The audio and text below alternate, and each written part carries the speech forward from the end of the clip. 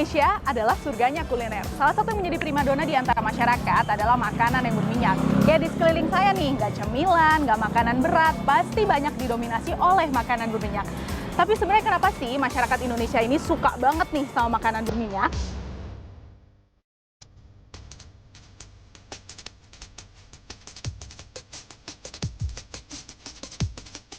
Makanan mengandung minyak sudah tak asing lagi bagi masyarakat Indonesia. Mulai dari hidangan yang digoreng dan ditumis hingga minyak sebagai bumbu tambahan dalam berbagai hidangan. Mulai dari jajanan kaki lima, hidangan warung makan dan restoran, hingga masakan rumahan. Didominasi makanan yang diolah dengan digoreng dan ditumis ketimbang diolah dengan cara lain seperti dikukus, direbus, atau dibakar.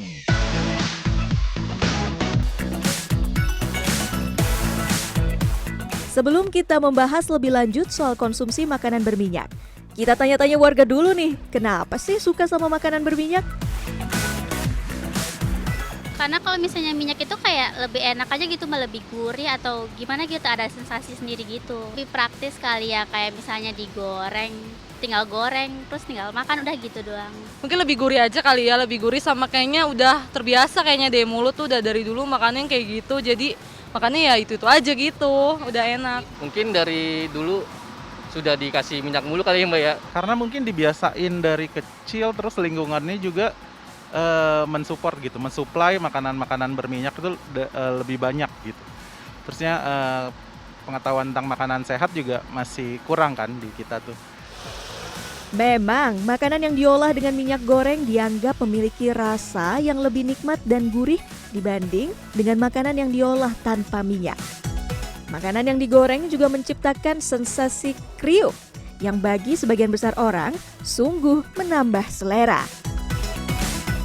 Makanan yang diolah dengan minyak mengeluarkan aroma yang lebih menggugah selera dan penampilannya dianggap lebih cantik dan memikat dibanding makanan yang diolah dengan cara lain.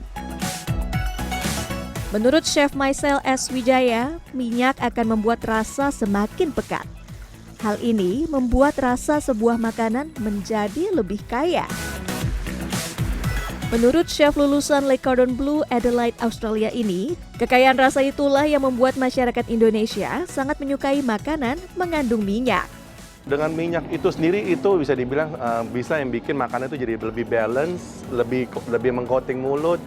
Cita rasa Indonesia, bumbu-bumbu yang pekat itu bisa di tone down, jadi bisa lebih menyelimuti semua rasa itu jadi lebih penuh. Kayak contoh bubur itu kayak ada situ kuning-kuningnya. Kuning-kuning itu kan terbuat dari minyak. Minyak apa? Kulit yang tercampur dari kulit ayam ya. Kulit ayam itu kan gurih sekali gitu loh. Dengan bubur yang polos, rasa polos cuma dengan kacang kedelai, bawang goreng, ayam rebus atau ayam kukus. Dikasih gitu aja udah wow, gurih sekali. Gorengan. Makanan berminyak murah meriah yang disukai berbagai kalangan masyarakat. Gorengan dijual di mana-mana di Indonesia. Bahan-bahannya sederhana dan mudah didapat, yaitu tepung terigu, telur, air, minyak goreng, dan bahan utama seperti sayur, tahu, tempe, atau pisang. Gorengan bisa dinikmati kapan dan di mana saja. Teksturnya yang kriuk di luar dan lembut di dalam membuat banyak orang sulit menolaknya.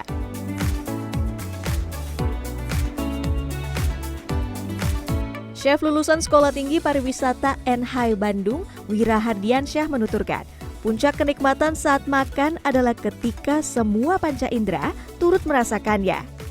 Memakan makanan berminyak, khususnya yang digoreng, membuat indera pengecap, penciuman, penglihatan, dan pendengaran merasakan sensasinya. Makanan itu lebih nikmat ketika menggunakan panca indera. Semakin banyak panca indera yang digunakan, itu semakin kayak kenikmatan. Itu tadinya tidak ada sensasi kriuk ya dalam hal makanan, tapi ketika bertemu dengan sensasi kriuknya itu menjadi suatu keistimewaan. Ketika makanan itu sudah terupgrade, dia males untuk downgrade. Seperti bumbu ditumis lebih wangi ketimbang dibakar, gitu ya, lebih nikmat. Ternyata itulah yang menjadi satu faktor kenapa kita mengkonsumsi minyak. Bisa dibilang karena zona nyaman. Tadi bilang karena zona nyaman Indonesia itu, jadinya kita malas untuk downgrade.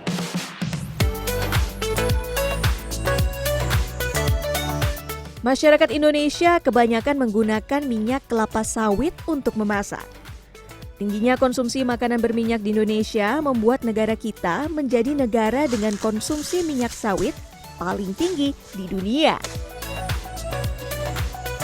Berdasarkan data Indeks Mundi per Mei 2022, konsumsi minyak sawit Indonesia mencapai 17,5 juta ton.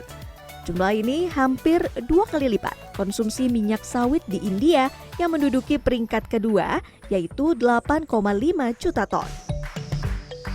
Bahkan jika merujuk pada data Gabungan Pengusaha Kelapa Sawit atau GAPKI, jumlah konsumsi domestik minyak sawit pada 2021 mencapai 18,5 juta ton. Konsumsi minyak sawit paling tinggi adalah konsumsi pangan, yaitu 8,9 juta ton. Ketergantungan masyarakat terhadap konsumsi minyak goreng sawit itu sangat tinggi gitu kan, karena memang minyak goreng sawit ini sangat kompetitif ya, harga, ketersediaan dan juga keberlangsungan daripada suplai bahan bakunya gitu ya. Jadi ya masyarakat akan sangat tergantung terhadap minyak goreng yang berasal dari sawit itu. Masyarakat Indonesia sepertinya sulit berpisah dari minyak, khususnya minyak sawit. Minyak kelapa sawit bahkan masuk dalam 9 bahan pokok. Hal ini karena minyak sawit mudah ditemukan dan harganya lebih murah dibanding minyak jenis lain.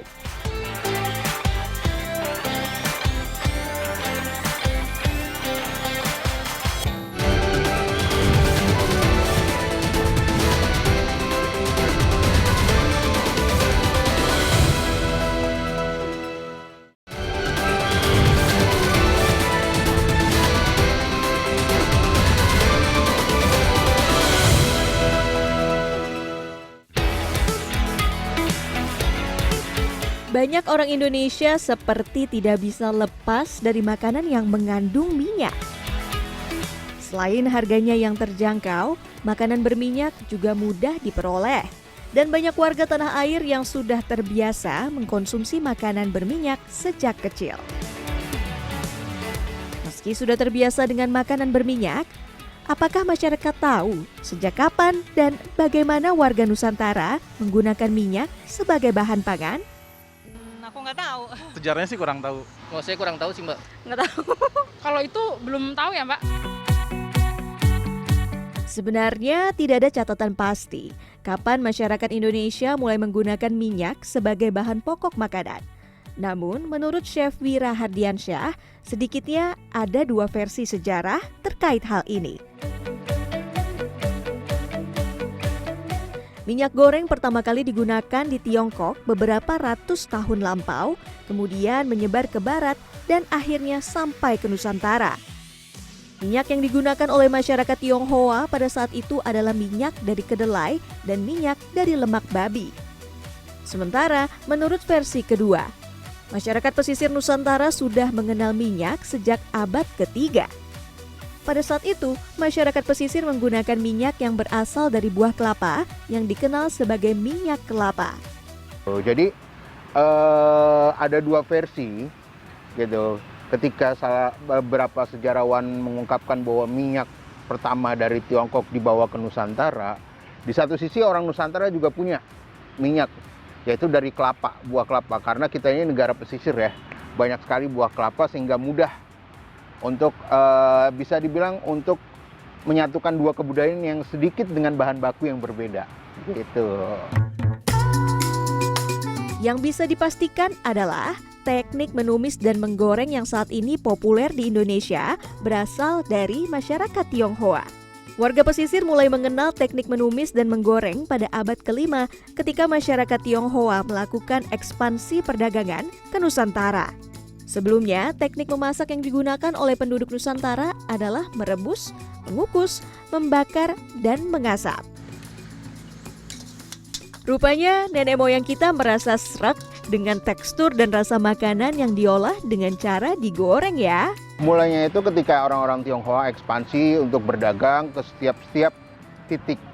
Biasanya zaman dahulu itu kalau untuk terbang, untuk berlayar itu dia menunggu angin-angin laut. Nah, dari angin laut ini mereka berinteraksi dengan masyarakat sosial. Nah, orang Indonesia itu selama budayanya, itu orang Indonesia positifnya mereka menerima semua budaya asing. Mereka saring mana yang menguntungkan, mana yang tidak. Salah satunya menggunakan teknik minyak goreng. Minyak yang pertama digunakan oleh masyarakat Indonesia adalah minyak nabati dari kelapa yang pohonnya banyak tumbuh di daerah pesisir. Pada zaman nenek moyang dulu, minyak kelapa dibuat dari santan kelapa yang dipanaskan. Pada 1990-an, minyak kelapa mulai sulit ditemukan di pasaran. Hal ini disebabkan oleh keterbatasan sumber daya dan harganya yang mahal karena proses pembuatannya membutuhkan waktu lama. Karena prosesnya lebih rumit dan biasa itu dijadikan sebagai home industry. Minyak kelapa itu awalnya sebagai home industry dan keterbatasan panen, keterbatasan sumber daya alam yang akhirnya bergeser ke sawit sebagai alternatif.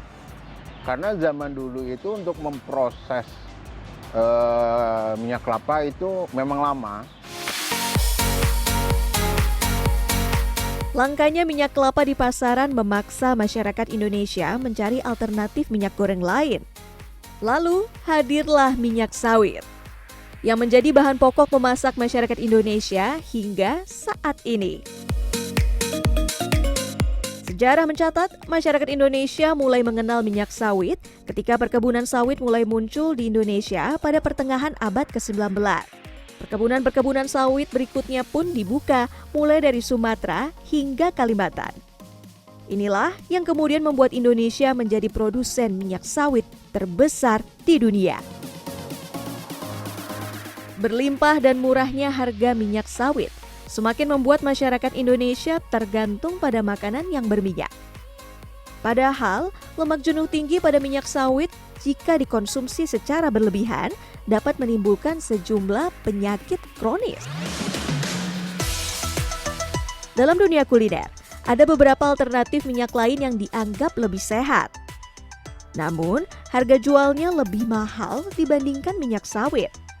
Olive oil alias minyak zaitun dan minyak canola misalnya, cocok untuk memanggang dan menumis. Sementara untuk menggoreng, kita dapat menggunakan minyak biji bunga matahari. Namun memang hasil menggoreng terbaik sejauh ini didapatkan dari minyak sawit. Ada juga sunflower oil, bunga biji matahari, atau canola oil. Itu ya semua lebih sehat ya dibanding minyak sayur.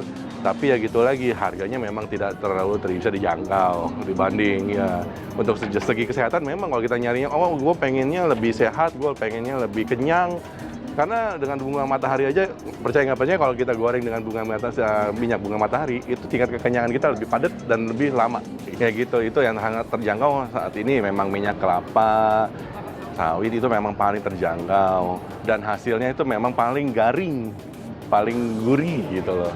Dan tapi tingkat kesehatannya tingkat asam jenuhnya itu tidak baik menurut saya gitu.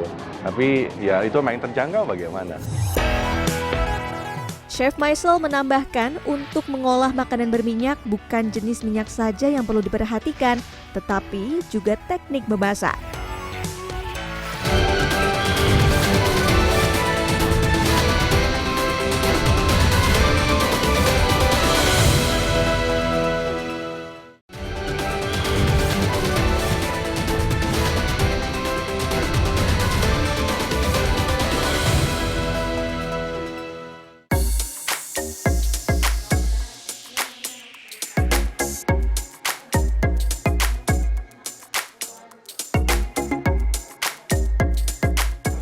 Masyarakat Indonesia sepertinya sudah sangat akrab dengan makanan berminyak, khususnya yang diolah dengan cara digoreng. Bahkan beberapa masyarakat yang sebelumnya saya temui juga mengaku banyak yang suka banget dengan makanan yang digoreng.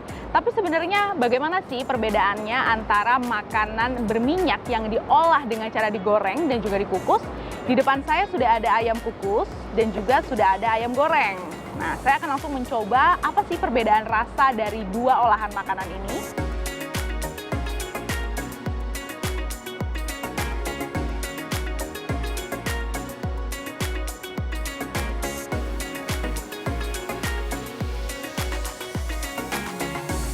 Dari segi rasa pasti lebih enak makanan yang digoreng karena bumbunya lebih meresap dan juga ada rasa crust di awal. Tapi sebenarnya bagaimana sih dampak baik dan buruknya bagi kesehatan? Minyak atau lemak kerap dianggap sebagai bahan makanan yang dapat melezatkan. Tetapi konsumsinya harus diperhatikan karena jika berlebihan dapat menjadi sumber lemak yang menyebabkan berbagai penyakit kronis. Pada dasarnya, tubuh manusia membutuhkan lemak. Lemak dibutuhkan untuk pertumbuhan sel, melindungi organ tubuh, menyerap nutrisi, dan sebagai sumber energi untuk melakukan aktivitas sehari-hari. Lemak dapat berasal dari hewan dan tumbuh-tumbuhan. Lemak hewani yang biasa kita konsumsi sehari-hari antara lain daging sapi, kambing, ayam dengan kulit, mentega, keju, dan berbagai produk olahan susu lainnya. Sementara, lemak nabati biasanya ditemukan dalam bentuk minyak yang berasal dari sayuran, tumbuhan, dan kacang-kacangan. Dalam piramida makanan Kementerian Kesehatan Republik Indonesia, minyak masuk dalam kelompok makanan yang harus dibatasi jumlahnya. Dalam panduan tersebut, batasan konsumsi minyak yang mengandung lemak adalah 60 ml atau 5 sendok makan per hari. Berdasarkan rekomendasi Badan Kesehatan Dunia atau WHO, kebutuhan lemak secara umum bagi orang dewasa muda antara 25% sampai 30% dari total kebutuhan kalori per hari, yakni 1.500 hingga 1.700 kalori. Artinya, seseorang yang mengonsumsi 1.500 kalori per hari bisa mengkonsumsi sekitar 40 gram lemak dengan catatan kondisi tubuh benar-benar sehat. Lemak jenuh seperti pada minyak goreng hanya diperkenankan dikonsumsi sebanyak 7% dari 40 gram lemak sehari. Minyak itu kan kandungannya lemak ya, jadi memang sebetulnya minyak kan mengandung lemak. Lemak itu sebagai sumber energi. Sumber energi baik dari bayi, ASI itu, kemudian saat lanjutan waktunya MPASI, kemudian anak, remaja sampai dewasa. Nah, mungkin karena background ketidaktahuan yang detail sehingga salah kaprah. Terus kemudian jadi kebiasaan. Lemak itu baik asal seimbang, asal sesuai dengan yang dibutuhkan. Sesuatu yang baik yang berlebihan apapun jadi tidak baik. Yang perlu diperhatikan saat mengkonsumsi makanan berminyak adalah komposisi yang seimbang antara karbohidrat, protein, dan lemak.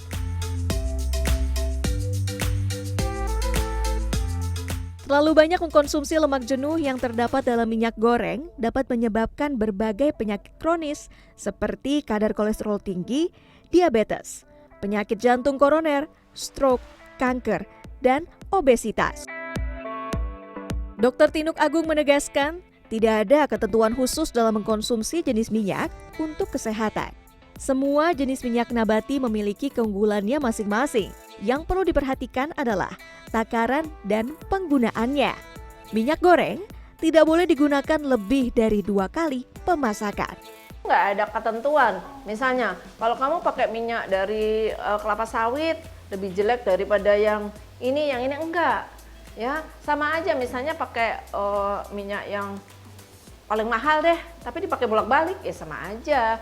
Yang bagus adalah kualitas dan jumlah. Jangan kualitas saja, jumlahnya lupa.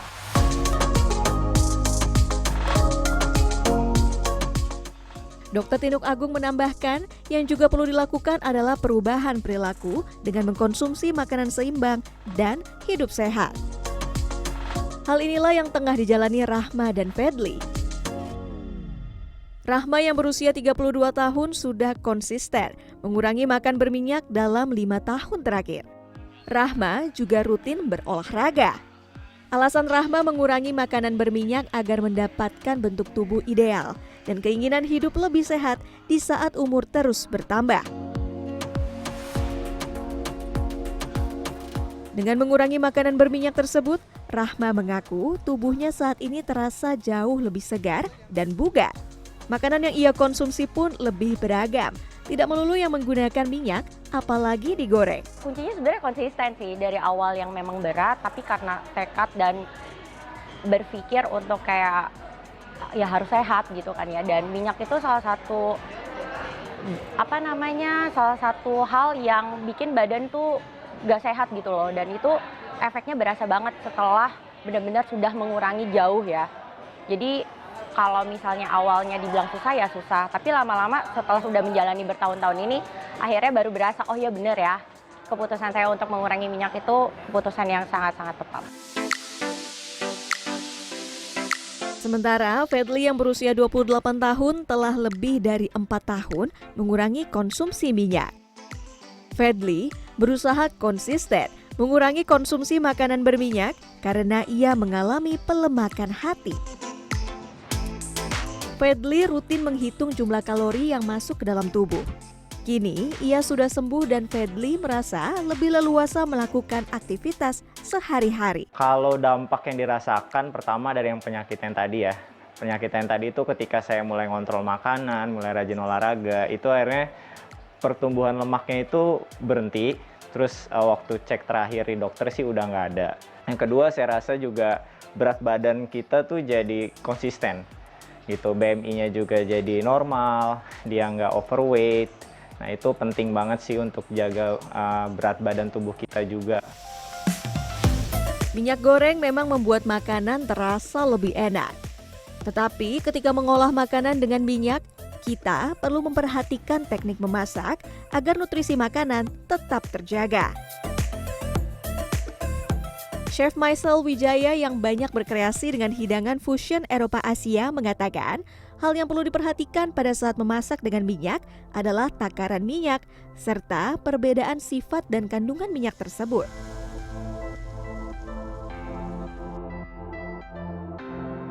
Tidak semua minyak bisa digunakan untuk semua jenis makanan. Dua teknik menggoreng yang sering digunakan adalah saute, yaitu menumis dengan menggunakan sedikit minyak, dan deep fry, yaitu teknik menggoreng makanan dengan minyak panas dalam jumlah besar sampai makanan terendam. Tujuannya menghasilkan makanan yang renyah. Pada teknik saute atau menumis, yang paling penting adalah memasak pada saat wajan panas dan minyak dingin. Ini dilakukan agar makanan tidak cepat gosong dan nutrisi tetap terjaga. Sementara pada teknik deep fry, minyak harus dipastikan panas dengan suhu tinggi sekitar 180 hingga 185 derajat Celcius untuk menekan peluang minyak masuk ke dalam makanan. Mau digoreng atau mau di stir fry, pan fry, itu kita mesti tahu, oh yang ini cocoknya buat apa, cocoknya apa. Kalau kita bisa, kalau orang yang, aduh sayang ya minyaknya ya, habis digoreng, minyaknya kita tirisin, habis itu kita pakai lagi dikit buat tumis, kayak gitu-gitu kan. Sayang buat ekonomis ya, buat ngirit, nggak salah. Cuma itu kan udah vitaminnya, asam tidak jenuhnya, semua kan udah hancur. Jadi ini jadi cuma media untuk mengeringkan atau mengkrispikan atau cuma ya mematangkan. Jadi kalau kita yang mencari kesehatan itu ya sebenarnya nggak bisa. Apa yang sudah kita goreng 1-2 kali, kita udah filter atau dibuang gitu loh. Tapi kan nggak mungkin. Gitu, sama aja kita mesti tahu, oh kalau minyak yang ini titik didihnya atau titik panasnya nggak bisa, tapi kita paksa buat panas yang api panas, terus kita nyalain apinya, ya belum matang tapi sudah gosong, vitaminnya nggak ada, yang ada dapat karbon. Chef Maisel menambahkan, pengurangan konsumsi minyak dapat dilakukan dengan mengadopsi cara memasak lainnya, seperti yang dilakukan oleh nenek moyang kita dahulu, seperti memanggang, membakar, mengukus, merebus, atau mengasap.